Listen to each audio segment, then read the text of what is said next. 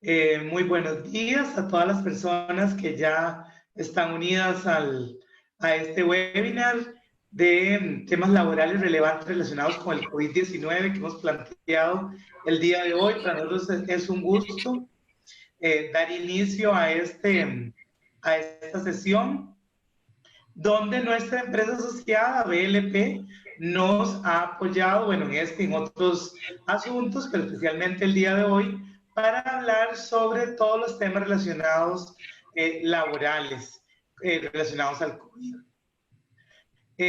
La persona que nos va a estar, la profesional que nos va a estar dando este webinar el día de hoy es doña Alexandra Aguilar García, que la pueden ver ahí en la pantalla. Alexandra es directora del Departamento Laboral Corporativo de BLP. Tiene muchísima experiencia en la profesión legal, pero su especialidad es precisamente la práctica de laboral y empleo. Ahí asesora a diversas compañías nacionales y extranjeras en diferentes temas laborales, desde compensación, beneficios, regulaciones laborales, fusiones y adquisiciones. Y además tiene la coordinación de la asesoría laboral regional. Tiene experiencia además, Alexandra, para que la aprovechemos en las consultas que puedan hacer ustedes, en procesos administrativos y judiciales, también relacionados obviamente a la materia laboral y también en lo que son temas de negociación extrajudicial. Entonces, el día de hoy vamos a arrancar con la siguiente metodología. Alexandra va a comenzar la exposición de los temas y mediante el chat que tienen ustedes en sus pantallas, pueden anotar por escrito las preguntas debido a que no se puede hablar. Entonces anotan por escrito las preguntas y yo voy a estarlas tomando. Después de cada tema, vamos a hacer una pausa para, si hay consultas, leer las consultas que nos hayan hecho ustedes y también tenemos otras que nos enviaron por correo. Y pasamos al siguiente tema y así vamos avanzando. Sí les pedimos que obviamente las preguntas sean bastante concretas.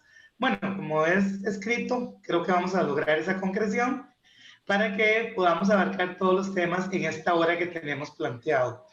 Por favor, traten de evacuar todas las consultas que tengan, aprovechando el conocimiento de Alexandra. Y pues nuevamente agradecerle a BLT por el apoyo en esta iniciativa que tenemos de AED llamada Acción Empresarial ante el COVID. Entonces, sin más preámbulos, ya le doy la palabra a Alexandra y muchísimas gracias. Recordándoles quienes ingresan que por favor apaguen todos sus micrófonos para que no tengamos ninguna interrupción. Muchísimas gracias. No, muchísimas gracias, Erika, por esta invitación y pues buenos días a todas y todos los que están conectados.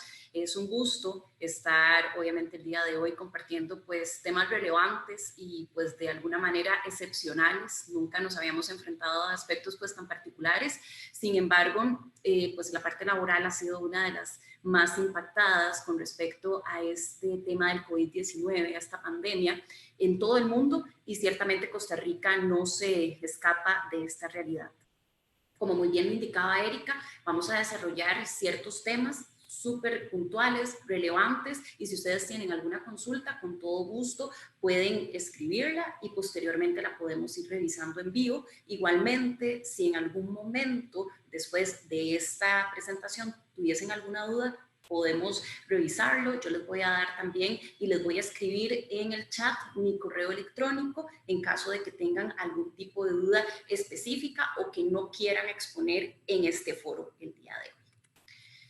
Vamos a iniciar con el tema o específicamente del teletrabajo, ¿ok?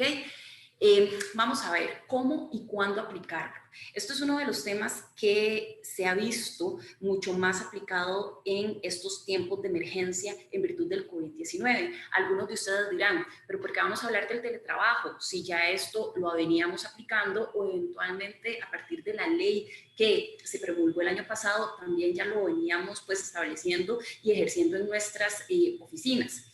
Aquí el tema es muy importante por el hecho que el teletrabajo se ha vuelto una de las modalidades más importantes a partir del COVID-19. De hecho, en la parte del sector público tenemos a más de 15,000 personas trabajando ya bajo la modalidad del teletrabajo. También tenemos en el sector privado a miles de colaboradores bajo esta modalidad, y esto en virtud del COVID-19, dado que se ha logrado convenir con los trabajadores y aplicar políticas temporales en las empresas para específicamente poder contar con esta modalidad que va a ser extraordinaria durante este tiempo de pandemia.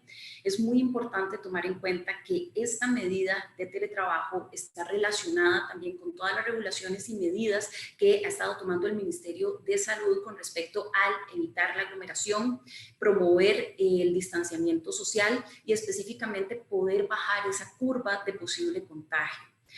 Bueno, como ustedes conocen, ya tenemos una ley. Sin embargo, para este tiempo de emergencia es muy posible y es muy recomendable que se pueda convenir con los trabajadores mediante un adendum, poder teletrabajar y también contar con una política muy clara con respecto a las condiciones de teletrabajo, dado que hay que recordarles a los colaboradores que va a ser una medida temporal y que no significan vacaciones y tampoco significa una suspensión con goce de salario, que no quiere decir que pueden irse a correr, de fiesta o ocupar su tiempo como quieran, dado que para todos los efectos las labores se trasladarían a su centro de vivienda, en este caso a las casas. Específicamente hemos tenido nosotros muchas consultas con respecto a cómo aplicarlo. ¿Qué pasa si un colaborador nos dice a nosotros, yo no quiero teletrabajar?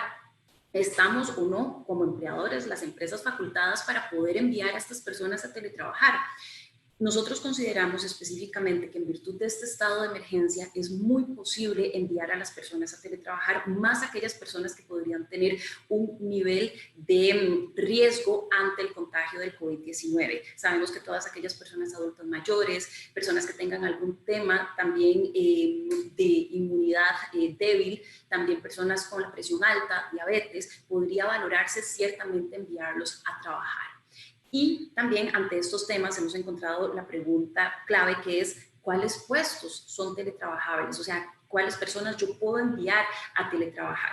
En este caso, pues la respuesta es muy clara. Son aquellos puestos que no necesariamente se necesitan ejercer en el centro de trabajo. En esos casos, cualquier puesto que se pueda ejecutar con una computadora y con una conexión a Internet. Estos son aspectos muy importantes que debemos de tomar en cuenta. Además, con respecto a los temas disciplinarios, también hay que recordarles a los colaboradores que este tiempo de teletrabajo y esta modalidad de servicios igualmente podría generar algún tema disciplinario. Por ejemplo, si tenemos un colaborador que no se conecta a tiempo o si tenemos un colaborador que se desaparece durante el día y no sabemos realmente dónde está, eventualmente el empleador podría ejercer las medidas disciplinarias para lograr poder implementar el teletrabajo. Otro aspecto importante es que se nos ha consultado sobre la autorización del Ministerio de Trabajo para este tipo de implementación. Acá es muy relevante que ustedes conozcan que el Ministerio de Trabajo no tiene que autorizar la modalidad de teletrabajo. Primero, porque ya contamos con una ley. Luego, porque es voluntario entre las partes, se puede establecer un adendum y además es muy recomendable contar con una política y además en los casos de aquellas personas que eventualmente podrían tener un nivel de riesgo ante el contagio, podríamos valorar en cualquier momento enviarlos a teletrabajar. Otro aspecto también muy importante son las condiciones claras del teletrabajo. El teletrabajo efectivamente tiene que establecerse en el adendum cuáles son esas condiciones, cuáles son las obligaciones del trabajador, las obligaciones del patrono. Nos hacen las consultas como quién es el que paga, por ejemplo, la electricidad. Para todos los efectos, bueno, la ley establece que en principio es el empleador el que debe pagar la electricidad. Sin embargo, se puede convenir entre las partes también que sea, por ejemplo, el trabajador el que pague esos rubros como tal, dado que si no queda establecido de manera clara, pues se entendería que el empleador debería de cubrir esos rubros también. Entonces, para todos los efectos, es muy importante que en estos momentos de emergencia dejemos muy claro que la modalidad podría ser excepcional, es temporal y que de alguna u otra manera, si bien los empleadores necesitan convenir con los trabajadores la posibilidad de la modalidad de teletrabajo, podemos hacer las excepciones cuando tenemos algún caso que podría presentar un nivel de riesgo ante el contagio. Erika, no sé si, porque ahí vi lucecitas, no sé si hay alguna pregunta. Erika. Justamente, hola, no, ahorita en el chat no tenemos todavía ninguna pregunta, pero yo sí de las que se enviaron por correo quería aprovechar Claro, con para todo gusto. hacerlas sobre temas de teletrabajo y mientras tanto si alguien tiene una consulta lo puede hacer en el chat. En el caso del teletrabajo, Alexandra, ¿cómo se aplica la póliza de riesgos laborales? En caso de un accidente en el lugar de trabajo, por ejemplo, una caída, etcétera, ¿se aplica o no la póliza del INSS o hay que recurrir al tema de la caja? Claro, no, eso qué importante que lo mencionas. Específicamente bajo la modalidad de teletrabajo, todos los meses que se hacen pues, los reportes al INSS con respecto a la planilla, es muy importante indicar que tenemos a trabajadores bajo esta modalidad de teletrabajo. Y también en el adendum al contrato que se firma, es muy importante indicarle al colaborador que una de sus obligaciones es comunicar en caso de que tenga algún tipo de accidente laboral. ¿Para qué? Para que nosotros como empleadores podamos dar aviso a tiempo al Instituto Nacional de Seguros y el Instituto Nacional de Seguros determine si es o no un riesgo laboral.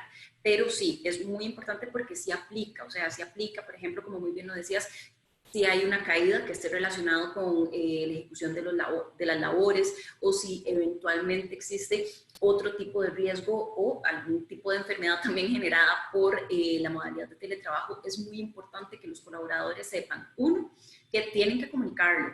Las empresas lo van a tener también van a tener que enviar el aviso correspondiente al Instituto Nacional de Seguros para que el instituto pueda determinar efectivamente si es un riesgo o no. Y también en la parte de las planillas mensuales que se reportan al instituto, es muy importante indicar esta modalidad. Muy bien, aquí hay otra pregunta que nos hacen en la parte de preguntas, Jenny, que en realidad manifiesta porque se dijo que se podría casi que obligar a un trabajador a ir al teletrabajo si presenta una situación de riesgo. La consulta es, ¿existe obligación del patrono de enviarlo si presenta esta situación? Es decir, eh, está esto y además, esa es una de las preguntas, Alexandra. Si Ok, y la otra que nos hace David Espinosa es, ¿cómo se le informa al INSS que un empleado está en teletrabajo si es en el reporte mensual? Nuevamente, creo que ya algo dijiste, pero bueno, ok, eso vamos sería. a ver. Con respecto a la primera pregunta de la espectadora, pues es muy importante saber que, vamos a ver, en principio, y así tenemos que basarnos, es un acuerdo entre las partes, ¿ok? Deberíamos de contar con ese acuerdo entre las partes para poder enviar a la persona bajo la modalidad de teletrabajo.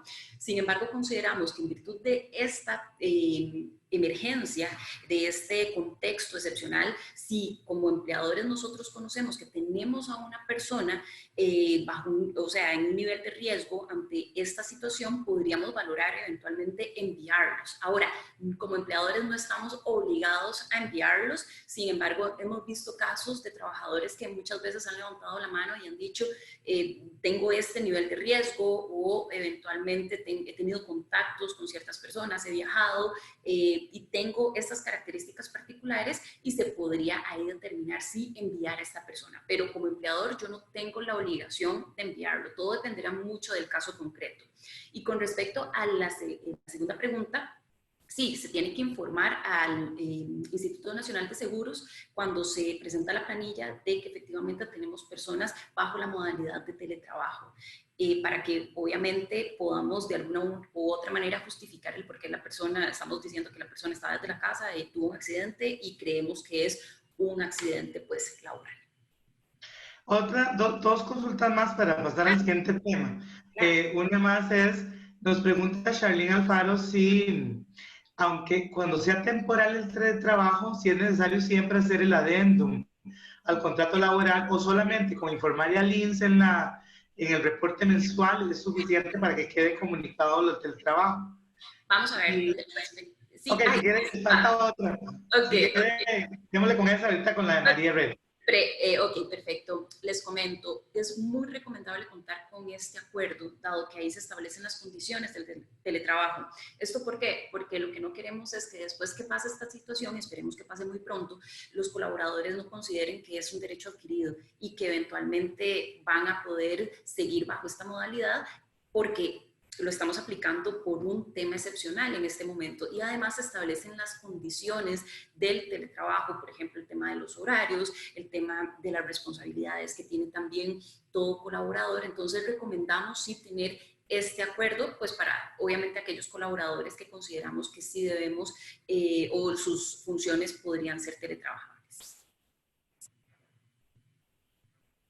Perdón, se me olvidó que estaba sin sonido. Relacionado con esto del IMSS y después otros. María Herrera nos pregunta cuál es el proceso disciplinario en caso de la falta del trabajador, digamos, en caso del trabajador no se reporte. Esa es una de medidas disciplinarias. Y siguiendo con el tema del reporte, Carolina Ulloa nos dice que qué pasa si solamente 2 o 3 días a la semana el teletrabajo, ¿cómo se reporta al IMSS? Y Vanessa Mora dice que no sabe dónde, no encuentra el espacio en la planilla donde reportarlo, pues no sé si eso es una consulta que puedes evacuar o que hay que hacerlo al IMSS, ¿verdad? Sí, vamos a ver, normalmente vamos a empezar con las últimas 2 preguntas y luego, Erika, si me repetís la primera, porque es muy posible que con tanta pregunta se me haya olvidado la primera. Perdón, y también, tengo que te interrumpa, porque hay otra aquí que dice que el IMSS les dice que no tienen que reportarlo. Y entonces, ¿cómo se protegen? Es lo que pregunta Mariana Fallas. Vamos a ver, específicamente eso es ya un sistema que el INSS aplica. Normalmente lo que uno hace es llamar al INSS, indicarles pues que tenemos gente bajo la modalidad de teletrabajo y para todos los efectos el INSS se enteraría de que efectivamente tenemos gente bajo la modalidad de teletrabajo o cuando se presenta la planilla se deja algún tipo de nota de que efectivamente existe esa posibilidad o que tenemos colaboradores bajo la modalidad de teletrabajo. Entendemos que puede ser que no existe la casilla para poder establecer que es teletrabajo, sin embargo, de alguna u otra manera es recomendable, eso a veces lo hacen mediante también los agentes de seguros, comunicarle de alguna u otra manera al INSS que efectivamente tenemos gente dentro de nuestra planilla que está teletrabajando. Sin embargo, obviamente, si ya teníamos gente teletrabajando y no le hemos comunicado al INSS efectivamente de que están en sus casas, y tienen algún accidente, igual se le puede comunicar al INSS y se le explica al Instituto Nacional de Seguros que para todos los efectos esta persona estaba bajo la modalidad de teletrabajo, ya sea 3 veces a la semana o toda la semana. Entonces, eso ya es un tema específico, digamos, un trámite que uno hace al interno, ya sea a través de su agente de seguros, también a veces uno puede llamar al INSS. Hay gente en el INSS que sí te recibe esa información. Hay otros agentes o personas que trabajan en el INSS que dicen, ok, gracias por comunicarnos, punto. Nada más comuníquenos cuando tengan un accidente de trabajo. Sin embargo, eso es un tema específico del INSS. Obviamente la recomendación es para estar con más evidencia nosotros, pues la idea es por lo menos decirle al INSS, vea, nosotros tenemos a gente teletrabajando. Y Erika, si puedes devolverte a la primera consulta. No, justamente eso es lo que nos está diciendo Catherine, que ya en el INSS lo que les dijeron es que cuando hubiera un accidente lo reportara, que era gente con teletrabajo. Creo que ahí se vuelve muy importante el tema del adendum. Por cualquier objeción que nos quieran poner, ya una muestra que había un adendum firmado con estas condiciones. No, la última pregunta era la que nos hacían sobre el tema disciplinario. Claro. ¿Cómo funciona cuando a un trabajador no se reportó y no se sabe y está en teletrabajo? Claro, eso es muy importante. Ahí volvemos también a la importancia del adendum.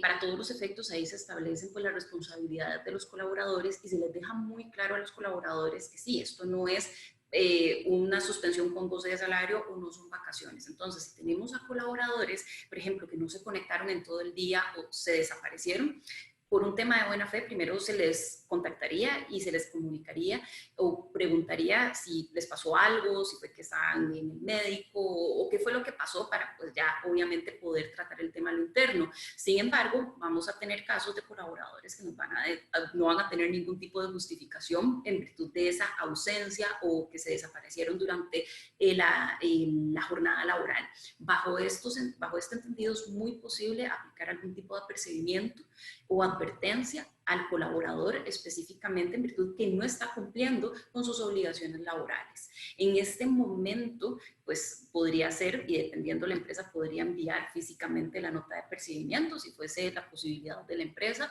o también valorar enviar estas notas de apercibimiento vía correo electrónico. Sin embargo, obviamente esto podría ser de alguna u otra manera no criticado, sino cuestionado por parte de nuestras autoridades por el hecho de que el correo electrónico no significa pues una comunicación recibida debidamente por el colaborador y firmada por el colaborador. Sin embargo, cada caso en concreto se podría revisar y ver si efectivamente, primero, aplica para una sanción disciplinaria y a partir de ahí ver cómo se puede ya aplicar específicamente la entrega de la documentación de esa sanción disciplinaria.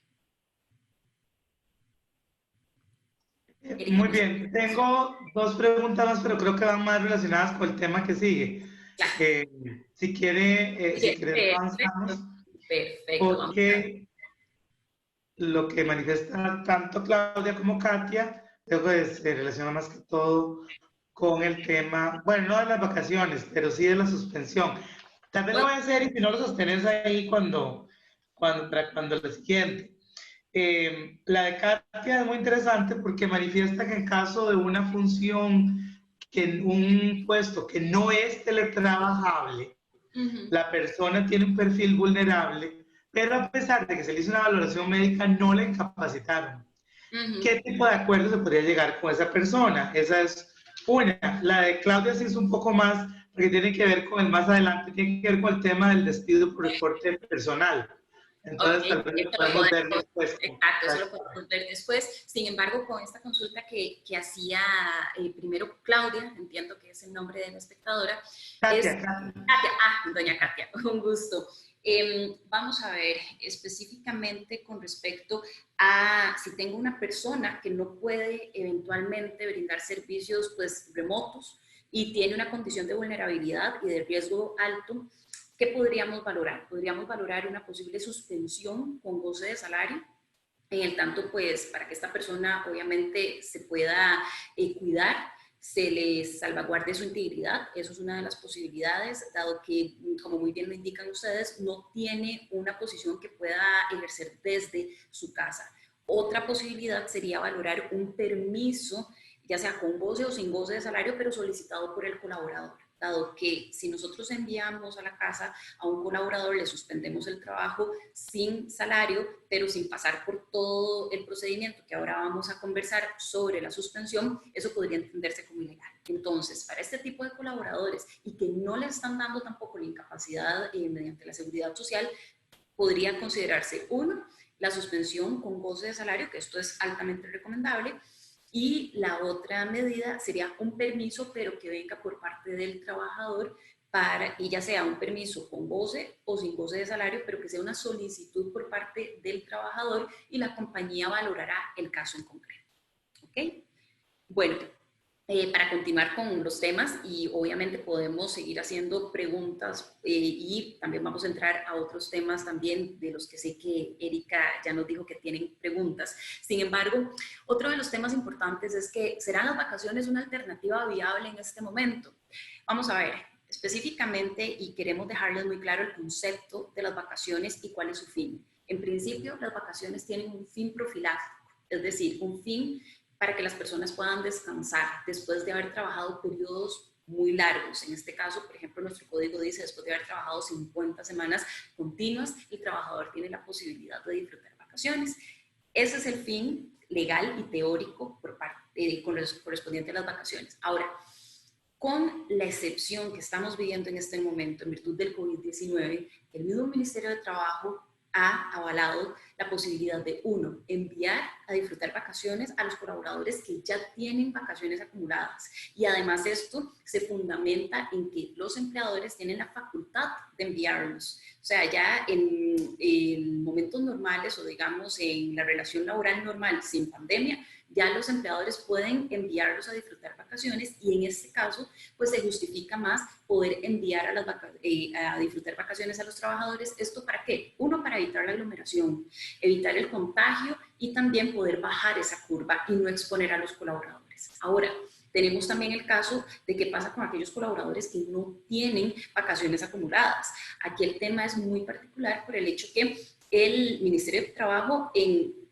términos normales no está de acuerdo con el adelanto de vacaciones. Sin embargo, ahora con estos temas excepcionales sí está de acuerdo en valorar el adelanto en el tanto exista un acuerdo con el trabajador para poder enviar a esta persona a disfrutar vacaciones. Esto es uno de los temas importantes también. Ahora, específicamente, cada compañía valorará si esta es una alternativa, pues que le sirve o no, en virtud, pues obviamente del pasivo que puedan tener de vacaciones los colaboradores.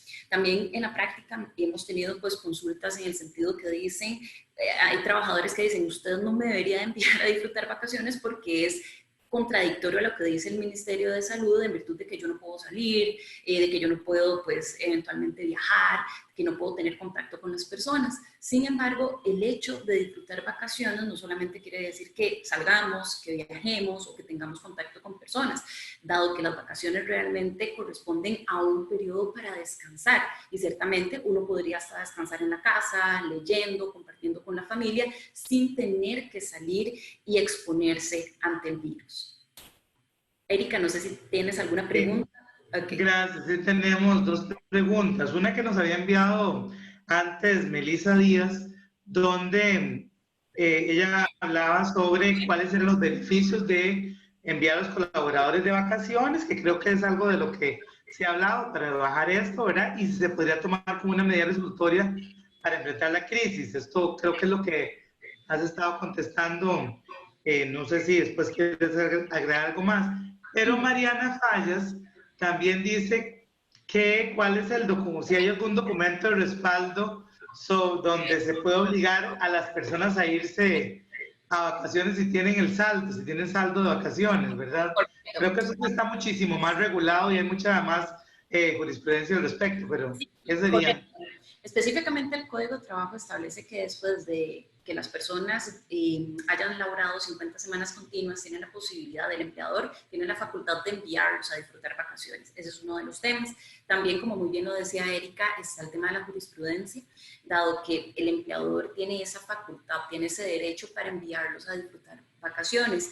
Obviamente, pues los beneficios se refieren, uno, en este momento poder bajar la curva de contagio. Y desde la perspectiva laboral organizacional, obviamente es poder bajar ese pasivo de vacaciones.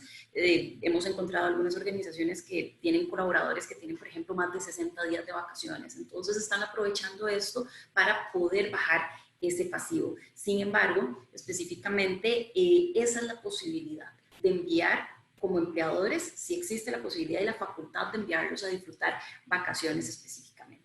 También existe la posibilidad, como se los comentaba anteriormente, de que un colaborador pida un permiso con goce o sin goce de salario. Ya el tema de con goce o sin goce lo valorará cada una de las compañías. Sin embargo, también podría ser una de las opciones, pero que salga por parte del colaborador.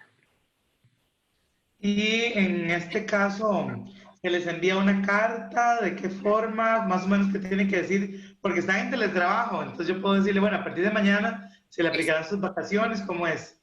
Ok, y eso es muy importante. Ahora, con la particularidad que estamos viviendo, es muy posible enviarles pues una nota, una carta, un comunicado indicando que se le va a enviar desde X fecha a tal fecha de vacaciones. Eso quiere decir que ya no vamos a necesitar que trabaje.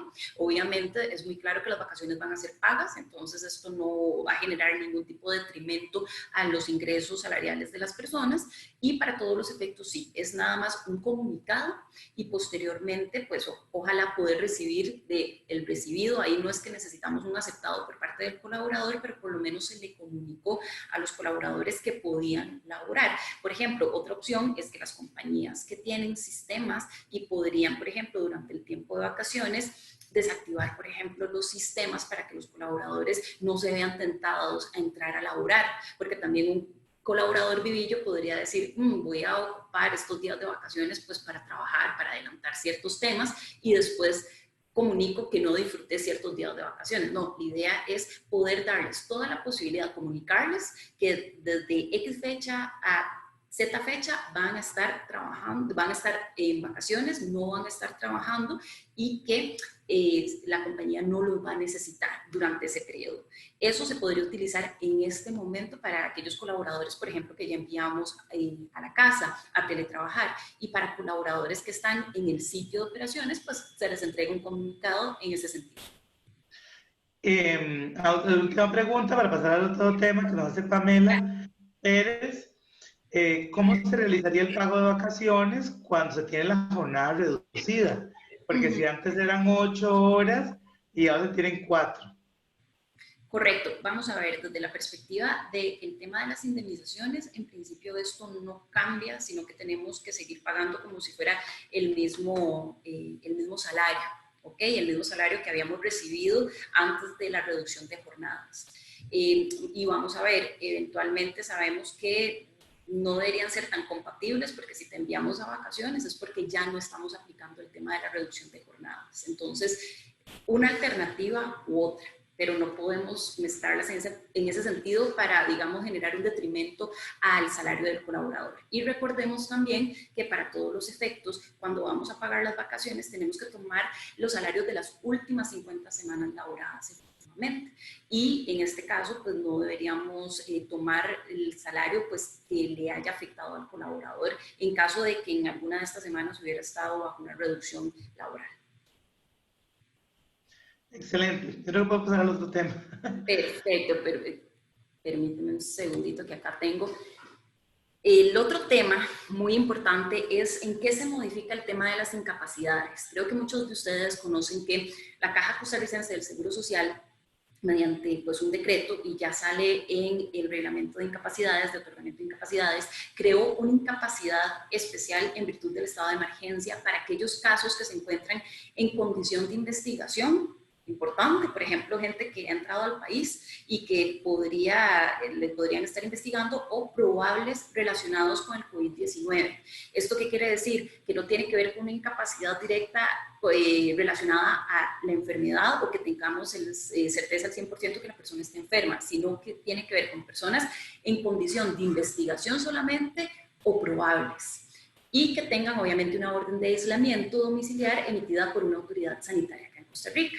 Además, a esto se le aúna, obviamente, por supuesto, para casos probados de COVID-19. Nos han preguntado qué pasa con los subsidios. Si para estas personas, por ejemplo, que no tenemos certeza si están enfermas o no, ¿qué pasa? En el caso de estas personas, igualmente el subsidio aplica. Los primeros 3 días, el empleador, pues como lo saben, por un desarrollo jurisprudencial, tiene que pagar el 50% del salario subsidio, y a partir del 4.º día, la caja pues asume el 60%. Para estos colaboradores igualmente que están en bajo investigación, aplica de la misma manera. Eso con respecto a temas de la incapacidad de la caja, que ya nos crea esta nueva por la pandemia. Y con respecto al INSS, es muy importante que en el tanto se compruebe, por ejemplo, que el contagio se dio en virtud de la ejecución de las funciones o de las labores, es muy importante realizar los avisos casi de inmediato. Por ejemplo, en los casos de viajes de trabajo, donde la persona dice, por trabajo estuve en X país y pues sé que en ese país fue donde me contagié, pues lo más recomendable es poder eventualmente comunicar al Instituto Nacional de Seguros de la manera más rápida, o si tenemos, por ejemplo, dentro de la organización alguna persona que haya tenido de alguna u otra manera, pues, o haya resultado positivo con COVID-19 y sabemos que pudo haber tenido contacto con otras personas y esas personas pues obviamente dan positivo, comunicarlo al IMSS para que el IMSS valore efectivamente si lo pasa como un riesgo del trabajo, cosa que ya el IMSS ha dicho que sí. En los casos que se compruebe que haya sido un contagio en la organización, lo van a cubrir como un riesgo del trabajo. Erika, no sé si tienes alguna pregunta por el momento o continuamos. Erika. Perdón, que estoy silenciada, se me olvida que maquillar hasta el teléfono. No, en este caso no tenemos ahorita en el tema de la caja, sino más bien en la otra parte de la base. Ah, perfecto. Que ahorita conversamos sobre eso. Importante para cerrar este tema, nada más con respecto a la duración de la incapacidad. Igualmente, como con otras enfermedades, la duración de la incapacidad va a ser determinada por el criterio médico. Vamos a encontrar colaboradores eventualmente que puede ser que no tengan una reacción pues tan fuerte ante el virus y que puedan recuperarse de una manera más rápida frente a colaboradores que podría ser que sí, por su nivel de riesgo, tengan pues problemas más severos ante este virus. Sin embargo, esto es lo más importante que tienen que saber con respecto a que si efectivamente ¿Ha existido una modificación de las incapacidades? Sí, porque se creó una nueva en virtud de estas personas con la condición de investigación o probables casos relacionados con el COVID. Alexandra, Ahora, perdón, claro. nos acaba de llegar otra pregunta sobre este tema. Katia Calderón nos dice que se ha hablado de una incapacidad para personas contagiadas donde la caja cubría el 100%. ¿Sabes si existe eso o tiene el mismo régimen de incapacidad de la caja? Personas contagiadas por... Vamos a ver, para personas trabajadoras contagiadas se aplica el mismo régimen de subsidios que se ha aplicado siempre como cuando una persona tiene algún tipo de enfermedad, en el tanto sea asalariada. Cosa distinta podría ser a proyectos o ideas a lo interior de lo que tenga la caja con respecto a personas que no sean asalariadas, pero que tengan algún tipo de necesidad de cobertura con respecto a los subsidios. Sin embargo, en este momento igualmente aplican los subsidios como siempre han aplicado para personas que podrían estar enfermas, en el tanto sean asalariadas. Perfecto, gracias. Con todo gusto. Vamos a continuar con otro tema muy particular y creo que este tema ha generado también entre las organizaciones como muchos cuestionamientos porque no se tiene muy claro qué es específicamente y es el tema de la base mínima contributiva y en qué beneficia la modificación de esta base de la caja a cada una de las compañías. Creo muy importante explicar este tema desde el principio, que es que la Caja Costarricense del Seguro Social posee una base mínima contributiva, yo diría bases mínimas contributivas diferenciadas para el cálculo de la cuota obrero patronal del seguro de enfermedad y maternidad y para el rubro de invalidez, vejez y muerte. ¿Esto para qué? Para cuando existen salarios que son muy bajos o salarios que son reducidos. En términos normales, hablemos en términos en donde no existe pandemia, la Caja Costarricense del Seguro Social había establecido que para realizar las cuotas obrero-patronales de salarios menores a 294.000 colones o 275.000 colones, pues la Caja lo que hace es automáticamente realizar el cálculo sobre esos rubros, sobre esas bases mínimas contributivas. Eso quiere decir que si una persona, por ejemplo, ganaba 200.000 colones en ese momento, para el aporte obrero patronal del seguro de enfermedad y maternidad, se hacía el aporte sobre no los 200.000 colones, sino sobre los 294.000 colones, y para el rubro de invalidez, vejez y muerte no se hacía sobre los 200.000 colones, sino sobre los 275.000 colones. Ahora, ¿qué fue lo que pasó? Obviamente, con este contexto de la pandemia, se redujo esas bases mínimas contributivas en un 75%. Por lo que ahora el salario que se aplica para el aporte obrero patronal del seguro de enfermedad y maternidad es de 73.654 colones aproximadamente, y para el rubro de invalidez, vejez y muerte pasa a 68.639 colones aproximadamente. A modo de ejemplo, si un colaborador que gana 125.000 colones y, por ejemplo, le reducen la jornada y pasara a ganar 62.500 colones, las cotizaciones obrero-patronales serán sobre el salario de 73.654 para el seguro de enfermedad y maternidad, y ya no sobre los 294.000, y sobre 68.639 colones aproximadamente para el rubro de invalidez, vejez y muerte, y ya no sobre los 275.000 colones. Ahora, también es importante tomar en cuenta qué pasa cuando el colaborador, por ejemplo, tiene un salario de 125.000 colones. ¿Sobre qué rubro voy a realizar los aportes obrero-patronales? En ese caso, cuando los menores a los rubros o a las nuevas bases mínimas contributivas reducidas, por ejemplo, si gano 125.000 colones, voy a seguir realizando los aportes obrero-patronales sobre los 125.000 colones, no sobre los 294.000 ni los 275.000 colones, sino sobre ese rubro de 125.000 colones. Acá la clave y lo más importante es que, uno, esta reducción no aplica para todos los salarios, aplica solamente para salarios que son reducidos. Y dos, esto tampoco es un cambio o una modificación en el porcentaje de cuotas obrero-patronales o de contribuciones obrero-patronales que los empleadores deben cumplir. Erika, creo que tenías una pregunta con respecto a este tema. Vamos a ver. Sí, la pregunta que nos envió también por correo Ana Rojas, estaba preguntando justamente si se variaba el porcentaje sobre el cual se aplicaba pues la contribución a la caja. Era justamente esa consulta. Claro, específicamente no varía el porcentaje, dado que el 26,05 y el 10,5 igualmente lo vamos a tener que seguir contribuyendo a la Caja Costarricense del Seguro Social. Sin embargo, los salarios o las bases mínimas contributivas para estos salarios que son mínimos o que son reducidos, eso fue lo que varió, para que eventualmente pues personas que ganan menos y que no ganan obviamente salarios tan altos no se vean tan afectados en virtud de esta contribución obrero-patronal. Perfecto.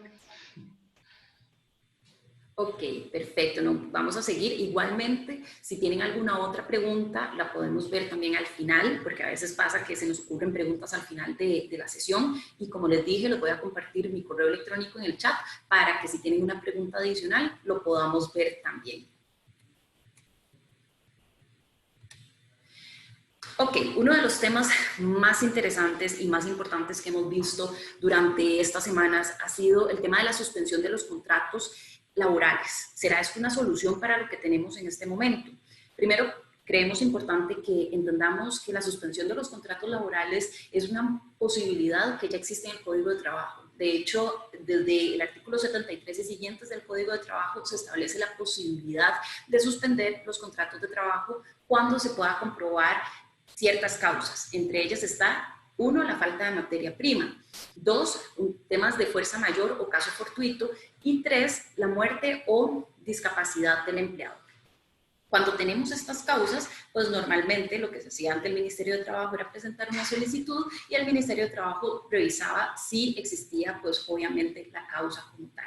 Ahora, con el tema de la pandemia, el Ministerio de Trabajo pues vino ciertamente pues a establecer un proceso más, bueno, uno diría más ágil, pero ciertamente es un proceso pues con ciertos requisitos particulares para poder solicitar la suspensión del contrato de trabajo.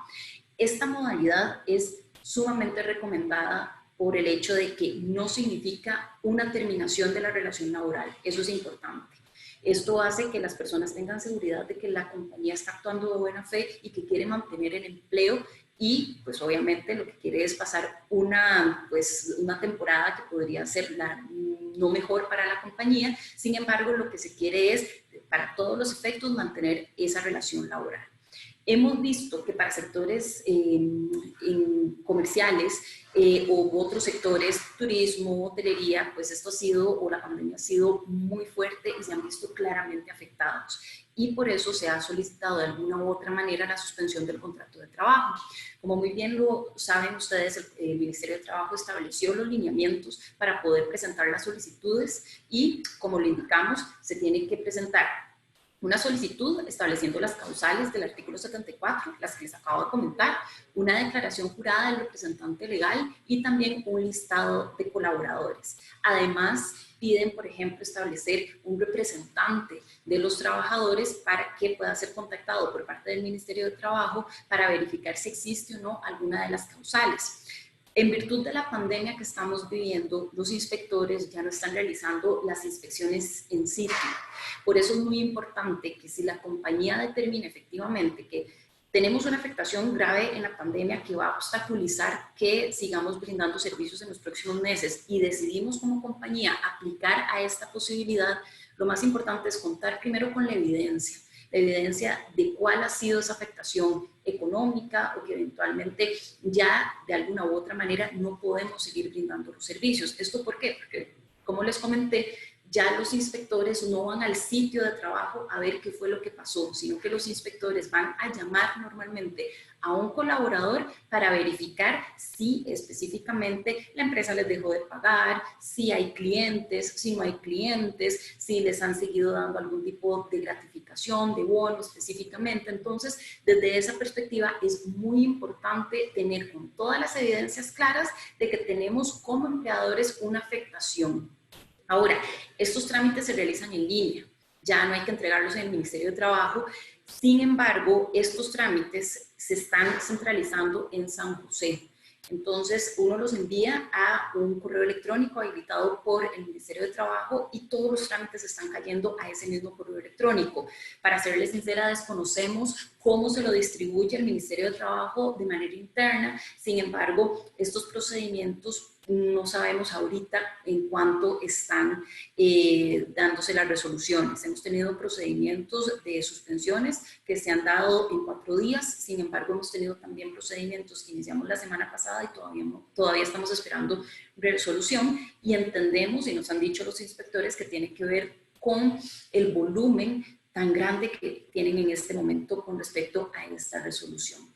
Importante, la suspensión. ¿Qué es lo que genera? La suspensión genera el hecho de que yo, empleador, no tengo que pagarle salario al colaborador y el colaborador no tiene que brindar servicios, ¿ok? Por eso es importante contar con la autorización, dado que muchas compañías lo que han hecho últimamente y por el tema de la emergencia ha sido que han hecho acuerdos entre partes. ¿Okay? Los acuerdos nada más le dicen al colaborador, firmemos este acuerdo donde se suspende la relación laboral y usted no viene y yo no le pago. Ok, hay que tener mucho cuidado con esto por el hecho que para todos los efectos esto puede considerarse ilegal. ¿Y qué pasa si se considera legal? El Ministerio de Trabajo nos puede abrir un proceso administrativo que podría terminar en un proceso judicial y para todos los efectos nos exponemos ante reclamos de los colaboradores pidiendo pagos retroactivos de salarios, de derechos laborales y eventualmente también pagos retroactivos ante la caja. Erika, no sé si tienes alguna consulta. En este tema hay varias consultas. La primera es, nos dice David, si se reporta a la caja el trabajador durante el tiempo de la suspensión con un salario cero o se deja de reportar. Se indica específicamente, se deja de reportar, de hecho se indica que está suspendido. Entendemos que para efectos de planilla va a existir un rubro donde se indica la suspensión, se puede indicar eso. Entonces yo como empleado, recuerden, si me aprueban la suspensión, no tengo la obligación de contribuir y tampoco de pagar salarios. Entonces, por ese momento no. Y algo muy importante, esto no quiere decir que los colaboradores se quedan sin cobertura, dado que la Caja Costarricense del Seguro Social les va a dar una cobertura de hasta 3 meses a los colaboradores para que obviamente no tengan una afectación y más por el hecho de la pandemia. La otra consulta es, ¿cuál sería la diferencia entre un permiso sin goce de salario y una suspensión del contrato en términos para las personas trabajadoras?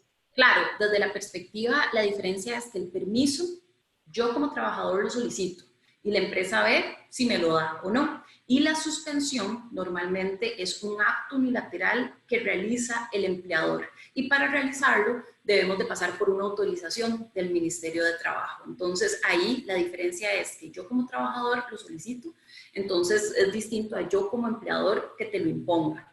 Esa es la diferencia. La otra consulta es si se puede suspender a todo el personal o a una parte del personal, o si la suspensión debe ser completa.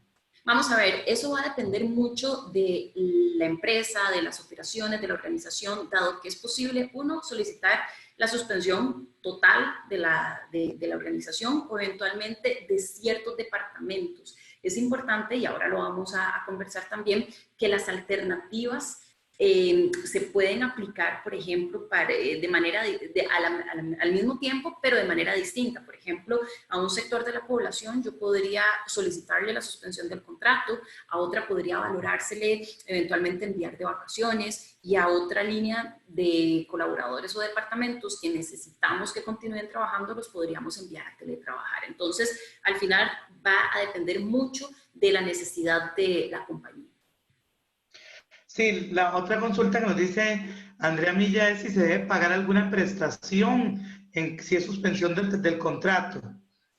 No, para todos los efectos vamos a ver. Si hay suspensión del contrato, se suspenden las obligaciones para ambas partes. Sin embargo, esto no obsta a que, por ejemplo, se termine la relación laboral. O sea, podría ser que la compañía determine pues, despedir a una persona durante la suspensión del contrato y para esto sí se deben de pagar todos los rubros laborales, vacaciones, aguinaldo, preaviso, cesantía, específicamente para poder realizar eso. Sin embargo, no se tienen que seguir pagando otros rubros. Por ejemplo, nos han hecho la pregunta de compañías que pagan viáticos y nos dicen qué pasa con la suspensión y les decimos, primero, bueno, los viáticos no se deberían de pagar o no se deberían de entregar durante la suspensión del contrato porque, por ejemplo, los colaboradores no están ejecutando labores para los cuales necesiten viáticos.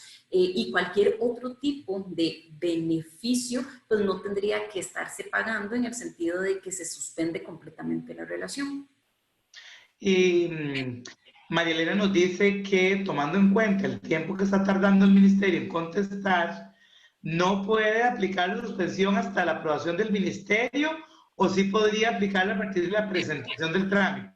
Vamos a ver, normalmente una de las solicitudes, por ejemplo, si a partir de hoy, 1 de abril, necesitamos suspender la relación laboral y para todos los efectos, pues hasta mañana presentamos la solicitud, pues lo pedimos desde hoy, 1 de abril. ¿Ok? Es importante normalmente presentar la solicitud de suspensión durante los 3 días posteriores a que efectivamente se dio la causal de suspensión. Y en este caso de pandemia existe la excepción de que tenemos una situación que es latente, que es del día a día y efectivamente nos dan la posibilidad de presentar de una vez, en cualquier momento, la solicitud de suspensión. Ahora, es muy importante establecer las fechas para la suspensión, dado que si sabemos que aplicamos la suspensión desde hoy 1 de abril, pero lo presentamos hasta mañana 2 de abril, también nos va a cubrir el día 1 de abril con respecto a el término aprobado para la suspensión. Entonces la gente podría irse, o sea, yo suspendo hoy, presento y ya mañana que no vengan, digamos.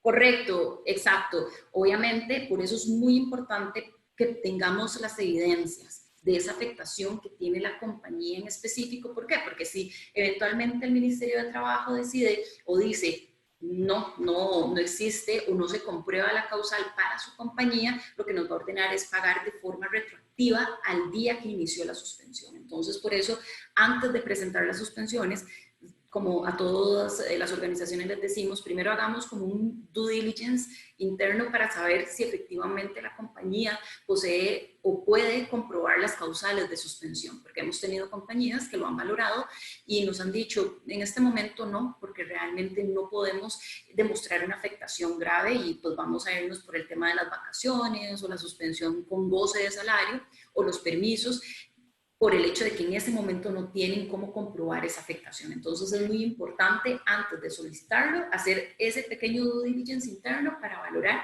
si efectivamente tenemos o no, o cumplimos con las causales que establece el Código de Trabajo. También nos indican, es decir, la empresa se hizo un acuerdo entre las partes y patrono para rebajar la jornada, que creo que es el siguiente tema. Sí. Es el siguiente tema, ¿verdad? Bueno, lo vamos a reservar al siguiente, Katia, ya casi. Pero Odette Mora sí nos pregunta sobre, que hay 2 preguntas iguales, una que nos mandaron y esta, entonces se puede contestar en una.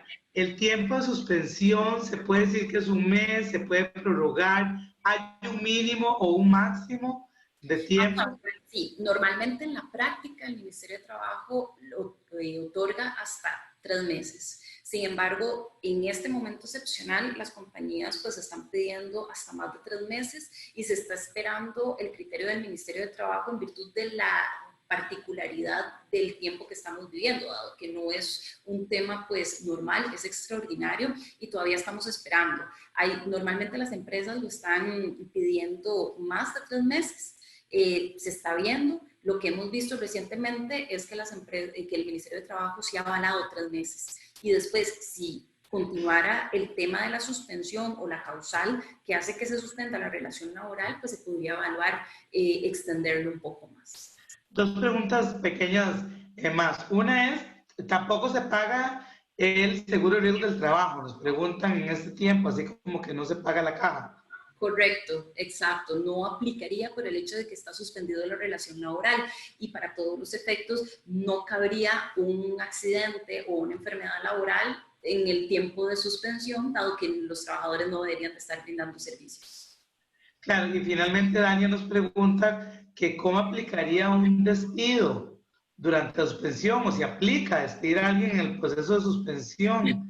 Vamos a ver, eso dependerá mucho de la situación de cada una de las compañías. Podría ser que las compañías determinen que lo mejor, y ojalá que eso no pase, pero que sea disminuir su planilla.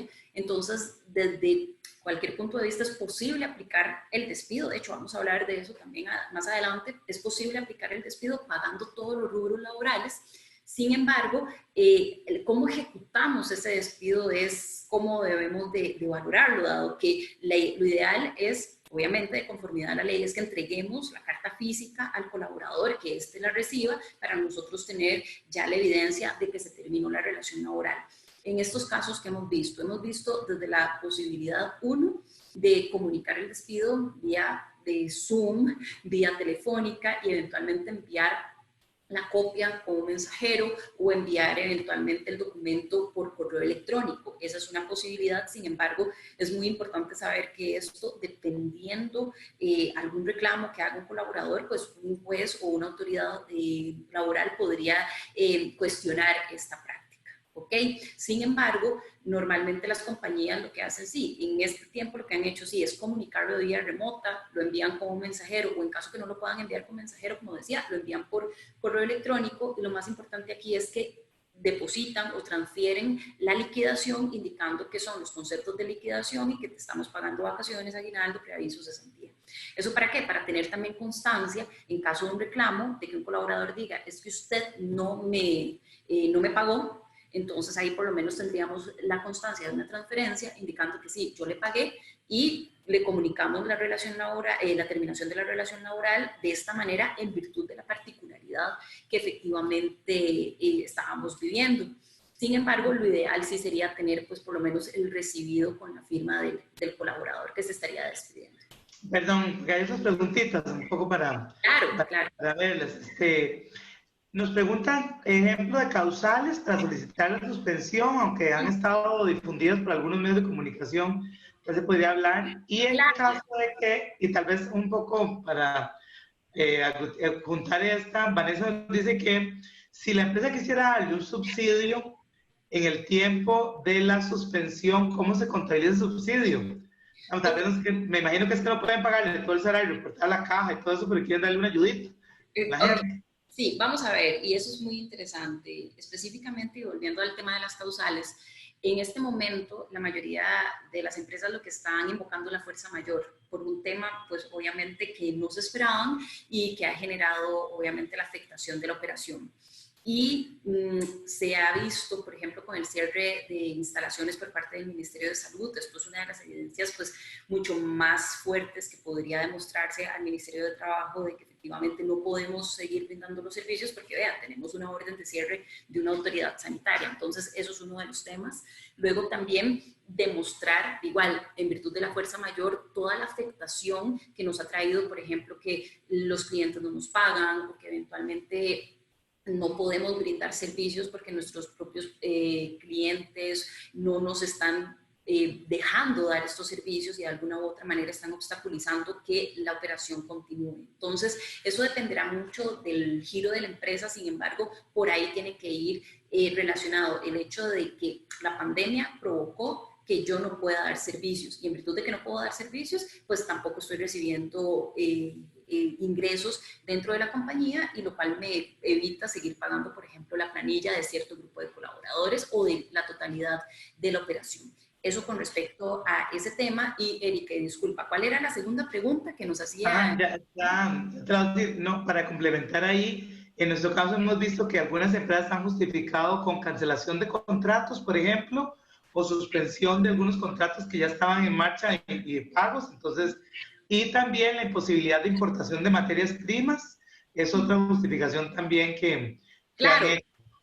Claro, y Erika, es muy importante que, como lo decía, eso dependerá mucho del giro de negocio. Si, como muy bien lo decían, no nos están llegando las materias primas, pues podríamos invocar eventualmente la falta de materia prima.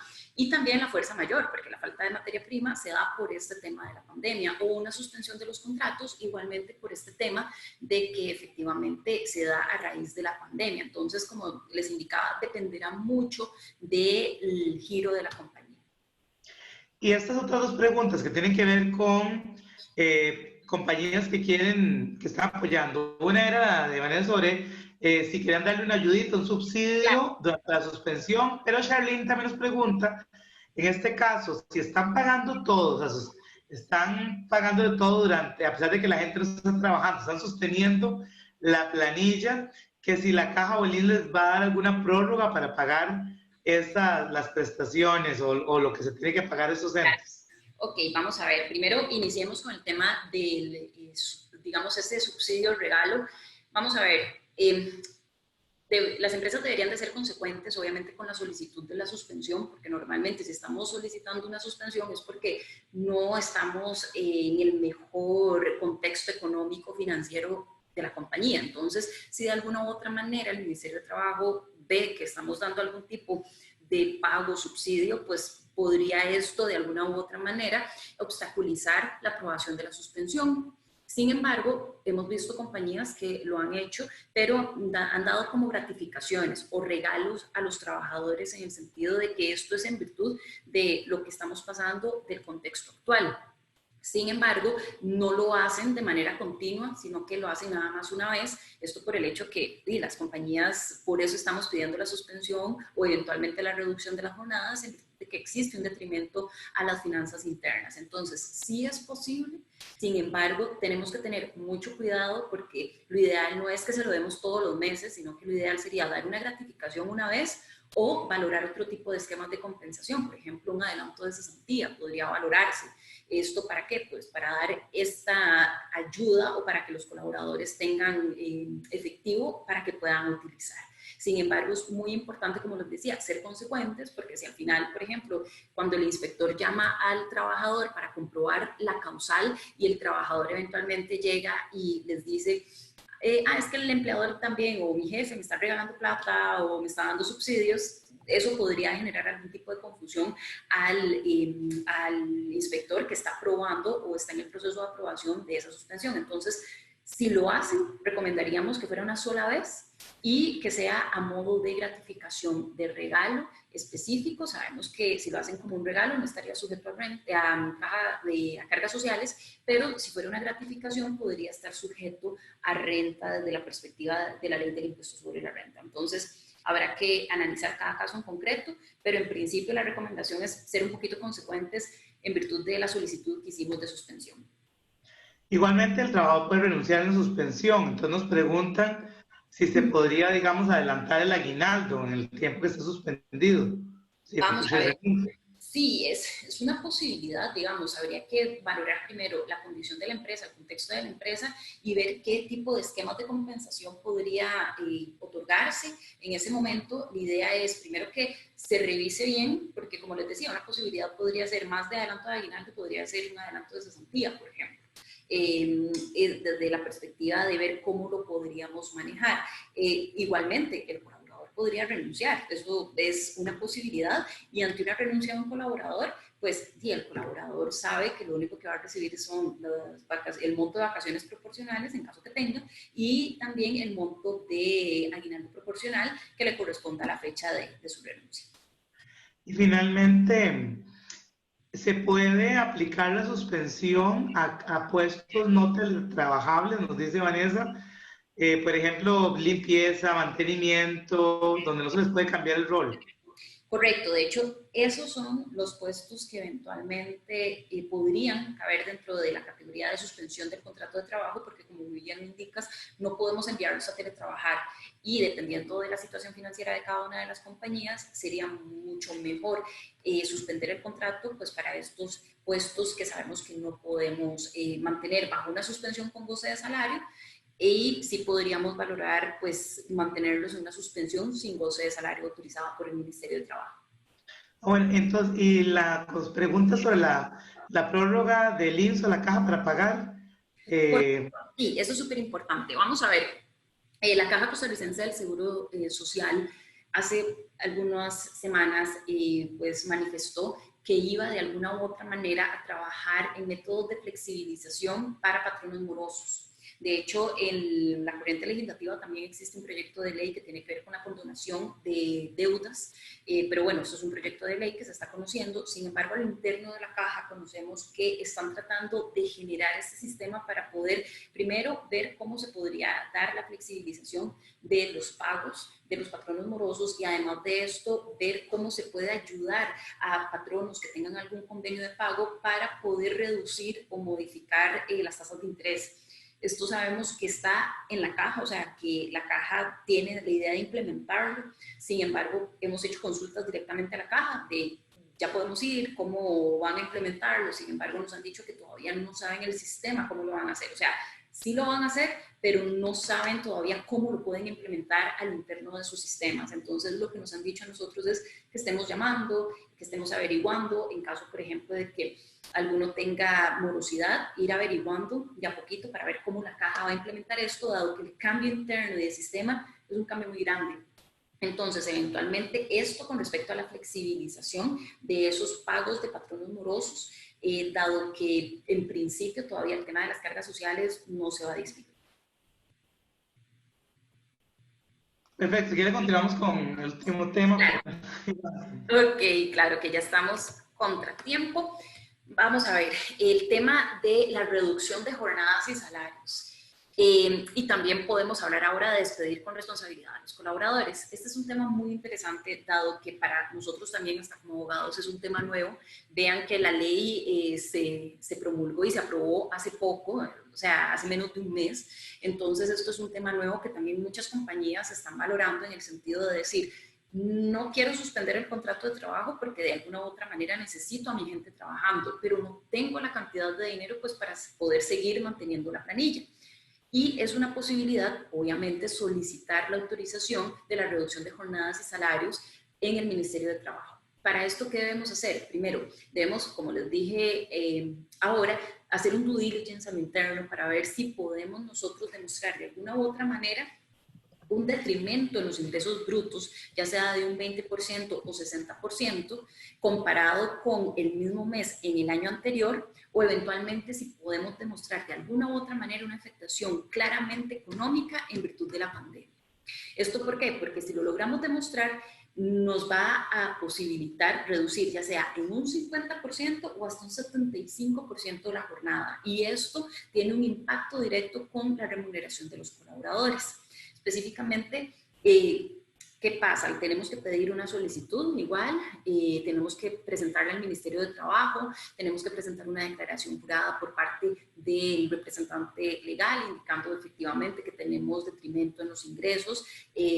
También sería recomendable presentar una certificación de contador público autorizado para que se vea cuál ha sido esa disminución de los ingresos. Sin embargo, este tema de la reducción de jornadas encuentra su límite para las trabajadoras embarazadas en periodo de lactancia, dado que ni la suspensión ni la reducción de jornadas aplica para este tipo de población. Y para otros colaboradores que tengan otro tipo de fueros especiales, aplicarían estas posibilidades en el tanto se pida para al mínimo un 90% de la población trabajadora. Es una posibilidad, de hecho estamos tramitando en estos momentos pues, varias reducciones de jornada. ¿Y esto para qué? Para poder evitar cualquier tipo de terminación o de despidos.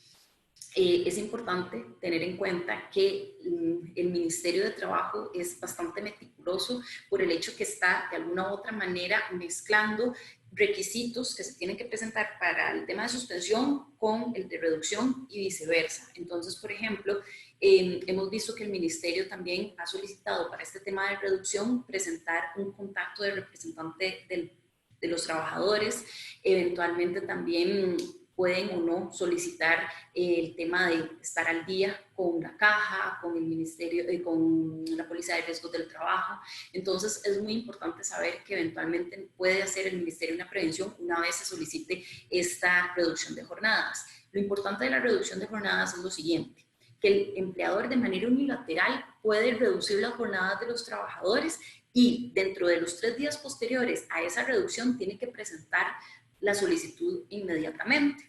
Si la solicitud se rechaza, pues obviamente tendría el empleador que pagar de manera retroactiva los salarios y obviamente temas de contribuciones a la seguridad social. Sin embargo, el tema es que aquí el empleador podría de una vez unilateralmente enviar a los colaboradores de una jornada reducida, esto para obviamente no afectar de manera tan clara lo que podría ser la operación. Erika, creo que tenías algunas consultas. Justamente Katia Calderón nos ha preguntado eso, si ellos que habían llegado a un acuerdo de reducción de la jornada para abril, si la pueden de una vez aplicar, aunque no hubieran recibido la respuesta del Ministerio de Trabajo. Claro, la pueden aplicar, sin embargo es muy importante recordar que esto va a estar sujeto a la autorización del Ministerio de Trabajo y recordar que lo tenemos que solicitar dentro de los 3 días siguientes a que unilateralmente aplicamos la reducción. Entonces sí es súper importante decir que si lo comunicamos hoy, 1 de abril, tenemos de una vez que presentarlo en los 3 días siguientes para poder contar con esa autorización. Y además hay varias preguntas sobre esto. Claro. David nos dice, ¿puede un empleado no aceptar la reducción y dar por finalizada la relación laboral? Ok, vamos a ver, y te contesto esa. Específicamente, en el tanto el Ministerio de Trabajo nos autoriza a nosotros la reducción de la jornada, los trabajadores en este caso, pues no tienen el por qué rechazarlo, dado que ya es una posibilidad o una potestad unilateral tomada por la compañía, avalada por el Ministerio de Trabajo. Okay, es una de las posibilidades. Entonces, en principio, si el colaborador no está de acuerdo con eso, pues tendría que valorar renunciar, dado que al contar con la autorización, pues ya estaríamos facultados al 100% para aplicarla.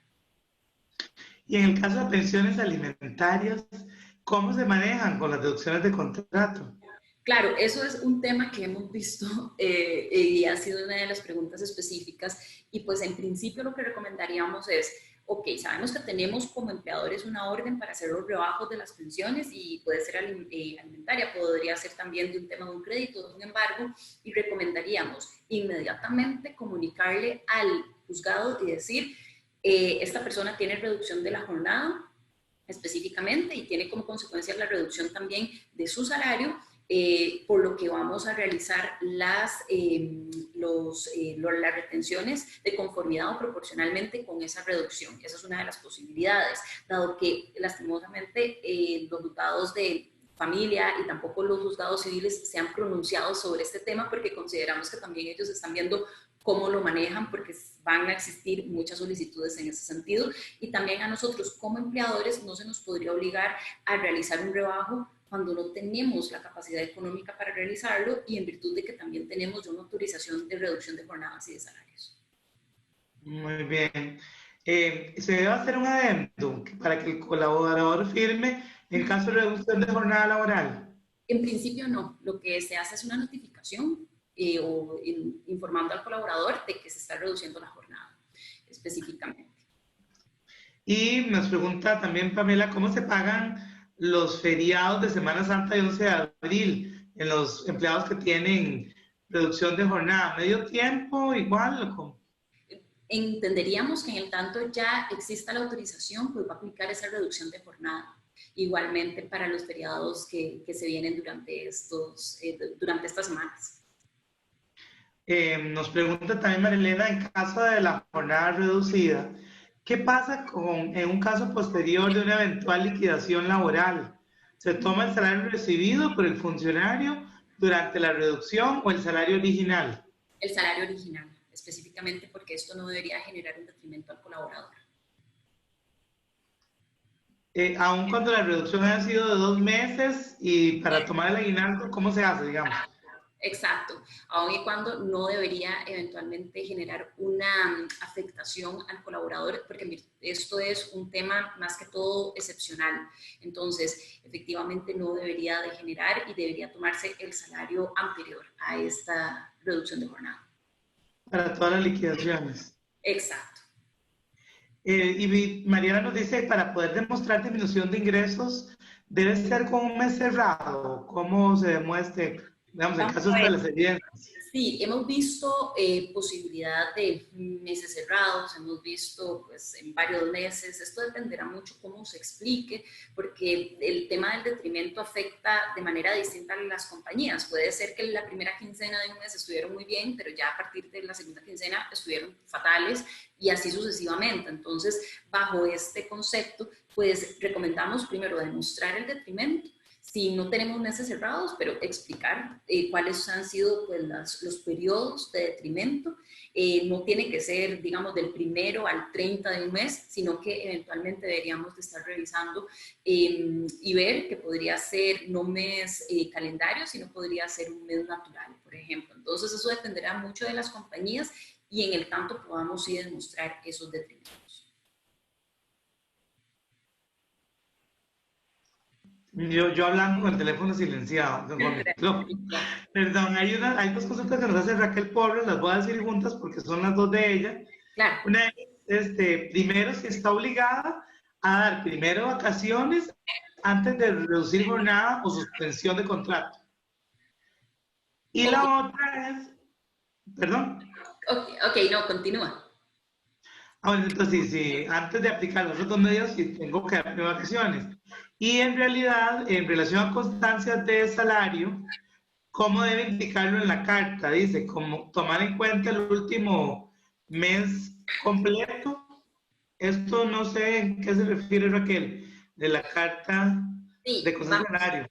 Bueno, sí, sí. vamos a ver y con todo gusto podemos desarrollar esos temas. Bueno, Específicamente, recordemos que podría ser que las compañías no apliquen enviar a vacaciones primero, sin embargo, eso se ve bien en la solicitud, en el entendido de poder indicar de que efectivamente ya la compañía recurrió a otras medidas para no suspender o para no reducir la jornada, sin embargo, ya pues no tiene más medidas y necesita aplicar por estas opciones de reducción o de suspensión. Sin embargo, no es obligatorio que tengan que enviar a vacaciones a los colaboradores, eso es uno de los temas.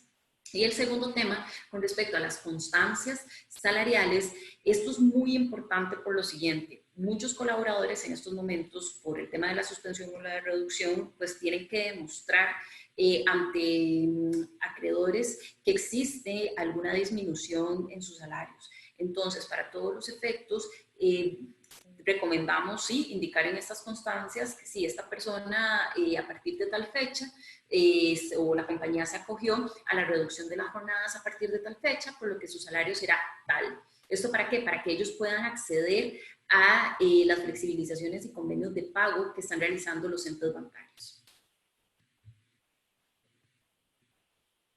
muy bien. Bueno, yo creo que ahorita ya en esto ya no tenemos. Ok, perfecto, Raquel, sí. Claro. Vamos ahora a final. Ya vamos casi finalizando. Claro, no, y ya bueno, esto pues para ir cerrando, vamos a ver, no existe una restricción para aplicar despidos con responsabilidad o igualmente recibir renuncias de los colaboradores. Sin embargo, antes de terminar la relación con cada uno de ellos, es importante revisar si podemos aplicar alguna de las opciones que ya conversamos, teletrabajo, vacaciones, suspensión, reducción, antes de, obviamente, terminar la relación laboral. La opción de la terminación, ojalá que sea la última que consideremos como empresa y tratemos pues de apegarnos a lo que realmente la legalidad nos está brindando, esas herramientas que nos están brindando, y también es muy importante que las terminaciones o los despidos que se puedan realizar en este periodo, tenemos que tener cuidado porque la idea es no generar ningún acto discriminatorio o que no se considere que los despidos que estamos cometiendo son discriminatorios y que todo lo estamos eventualmente justificando en virtud del COVID. Acá es importante revisar cada caso concreto antes de ejecutar el despido y obviamente en caso que lo apliquen se deberán pagar pues todas los derechos y las indemnizaciones de ley, y en caso que el colaborador renuncie pues deberá para todos los efectos nada más pagársele los rubros correspondientes a vacaciones y aguinaldo. Algo muy importante, y como lo decía ahora, todas estas opciones la compañía las podría aplicar al mismo tiempo, pero para distintos colaboradores. Es decir, para los colaboradores que necesito enviar a teletrabajar, para los colaboradores que necesito suspender o reducir las jornadas, o colaboradores que puedo enviar a disfrutar vacaciones. Estos temas no son excluyentes, sin embargo, en principio, dos medidas a la misma persona no se la deberíamos estar aplicando, pero sí podemos aplicar varias medidas en distintos departamentos de las compañías. Erika, creo que tenías una pregunta. Sí, hay varios. Daniel nos pregunta, ¿qué sucede si la empresa, que también es igualita a otra que teníamos, entonces es la misma, ¿qué sucede si la empresa pasa los 3 meses de suspensión y no tiene dinero para continuar funcionando? ¿Cómo aplicaría un despido como sin responsabilidad para el trabajador?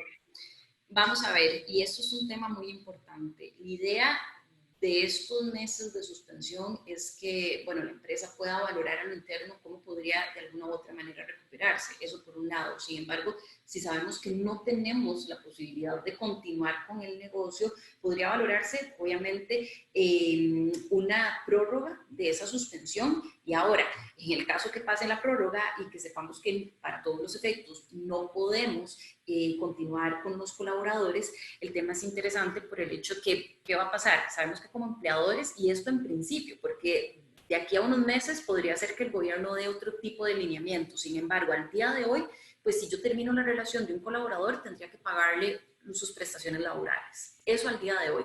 Sin embargo, y ojalá que no se haga más severa la situación económica en los próximos meses, pero en caso que suceda, consideraríamos pues que el gobierno podría emitir algún tipo de medidas para poder paliar esto que mencionas de manera muy correcta. ¿Qué pasa si yo ya no tengo dinero pues para pagar esas liquidaciones? Que esperaríamos que no lleguemos a ese momento. Sin embargo, al día de hoy sí tendríamos que valorar hacer ese pago o eventualmente ver cómo podríamos acordar con los colaboradores, y esto ciertamente habrá que analizar el caso concreto, pero para que estas personas sepan cuál es la situación, que la compañía les va a pagar en X fecha, pero podría ser que no les pague el día de la comunicación, por ejemplo, de la terminación de la relación.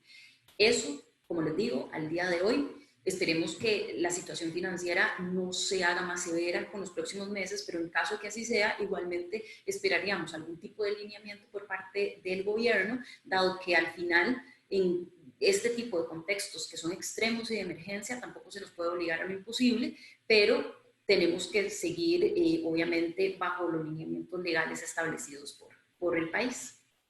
Nos preguntan también si inicialmente se solicitó una disminución de jornada, pero después ya no se puede seguir pagando la jornada reducida, ¿se puede solicitar suspensión? Sí, es posible. O sea, es posible en el tanto demostremos el detrimento que ha causado esta situación a nivel económico interno de la compañía, sí sería posible.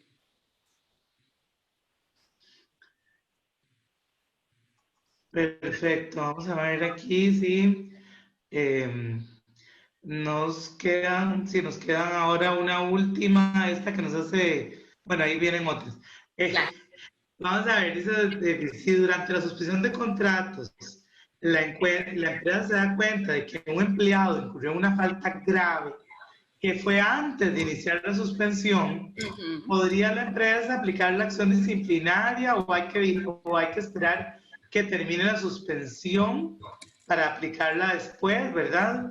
Okay. A ver, sí, eso es muy interesante por el hecho de que si tenemos una falta grave por parte de un colaborador, y esto lo comprobamos recientemente, sin embargo, estamos en este momento de suspensión, sí podríamos valorar aplicar la terminación sin responsabilidad en el tanto tengamos evidencia cierta de que el colaborador cometió la falta.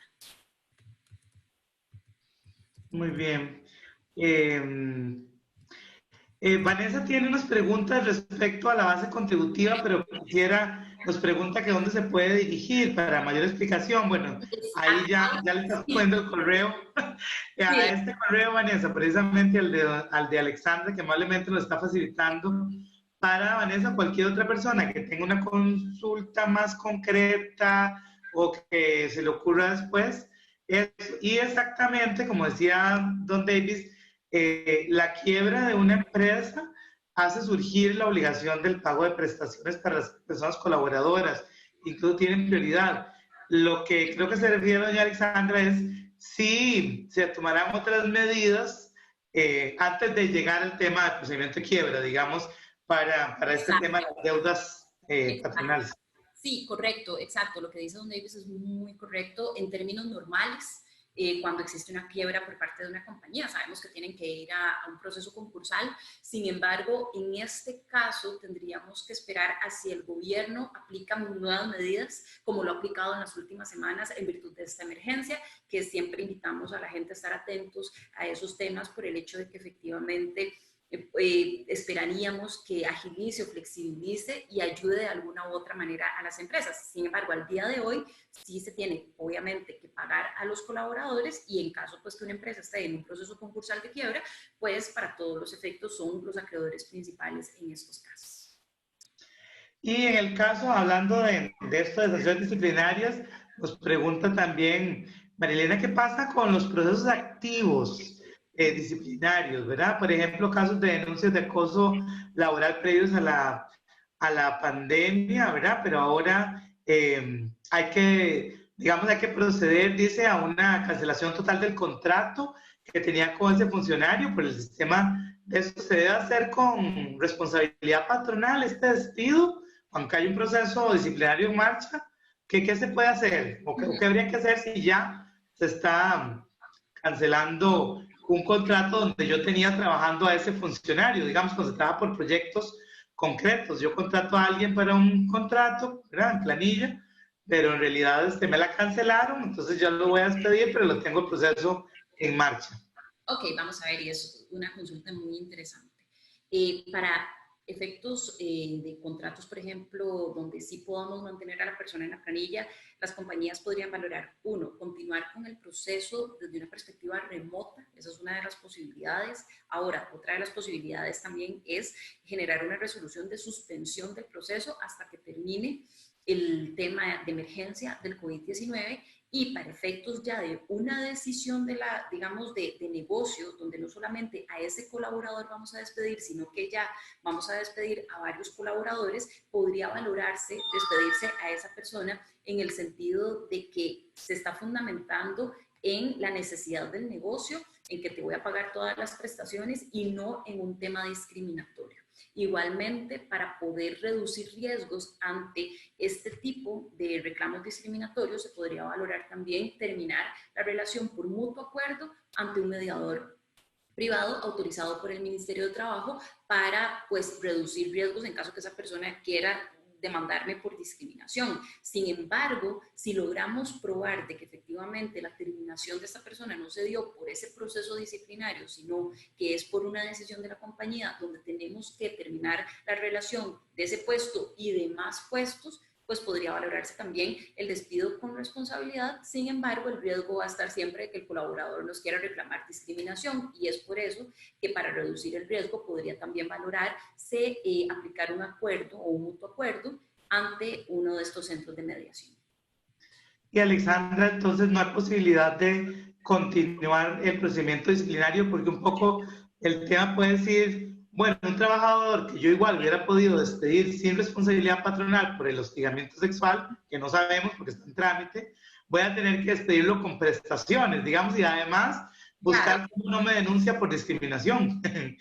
Claro, vamos a ver, es importante saber que durante el proceso de investigación estamos investigando a las partes. Eso no quiere decir que la parte denunciada tenga pues responsabilidad o sea culpable, porque como muy bien lo dijiste, tenemos que esperar a que se termine la investigación. Ahora, quedará a criterio de la compañía si quieren ejecutar o seguir con el proceso de investigación, tomando todas las medidas sanitarias del caso para poder seguir con esa investigación. Sería posible realizarlo en el tanto la compañía esté dispuesta obviamente a continuar o que los recursos que tenga la compañía pues le permitan continuar. Entonces, una de las posibilidades claramente es poder continuar con este proceso para determinar si la persona tiene algún tipo de responsabilidad y si determinamos que la persona tiene algún tipo de responsabilidad, ciertamente podríamos eventualmente despedirlo sin responsabilidad. Sin embargo, el tema es el timing también, porque como lo comentabas, puede ser que por un tema de negocio necesitamos cortar la relación con cierto departamento y en ese departamento está la persona que está denunciada por los temas de hostigamiento. Entonces, se deberá tomar la decisión si a esa persona nada más la dejo para terminar la investigación o eventualmente podemos valorar terminar la relación laboral también bajo un mutuo acuerdo con esa persona para evitar, por ejemplo, algún tema de discriminación. Esto dependerá mucho, como les digo, de la decisión interna por parte de la empresa y de qué mensaje van a desear enviar para estos efectos. Y la última pregunta, porque ya sí tenemos que Claro, cortar, claro, sí. por eso está el correo de Alexandra ahí, es si también se puede suspender, sin suspender toda, entiendo, pregunta Raquel, toda la relación laboral, ¿puede suspender de manera temporal el pago de incentivos variables para las reducciones de jornada? ¿O los que están en jornada completa, se puede tomar esa medida de suspender esos incentivos? Vamos a ver, desde la perspectiva de los incentivos variables, que podríamos hablar comisiones, variables, en ese sentido, si tenemos personas trabajando jornada completa y están cumpliendo eventualmente con las metas para el pago de los incentivos variables, es posible que, y obviamente, la compañía diga, no tenemos dinero en este momento para pagar, pero te lo voy a pagar en 1 o 2 meses. Se podría diferir el pago en ese sentido. Sin embargo, el hecho de cancelar completamente el pago y decirles, no, para todos los efectos esto podría generar una ilegalidad y el colaborador podría ir a reclamar, porque podría decir, yo ya ejecuté todos los pasos para ganarme este incentivo variable. La compañía me está diciendo que no me va a pagar, entonces ahí es donde podría generarse un reclamo, cosa contraria a acordar con el colaborador con respecto a ese posible pago diferido de ese incentivo variable. Y en los casos de reducción de jornada, específicamente recomendaríamos dejar muy claro que también se podría valorar de manera proporcional reducir el tema también de los incentivos variables en el tanto, por ejemplo, cuando son ventas, donde sé que ya no me vas a vender lo mismo porque la gente no me está comprando, entonces se va a proporcionalmente pagar de conformidad a lo que ejecute la persona para ganar ese incentivo variable. Sí, y nada más una aclaración en una pregunta anterior que nos solicitan, Claro. que no quedó claro en el caso del proceso disciplinario, para el caso de suspensión de contrato, si se amplía ese mes, que es el tema como de caducidad para el proceso, ¿cómo? Vamos a ver, si la suspensión de contrato aplica para esta persona que está, o para las partes que están en el procedimiento de investigación, pues sí, correcto, se podría generar una resolución indicando que se suspende también la investigación. Eso es completamente posible.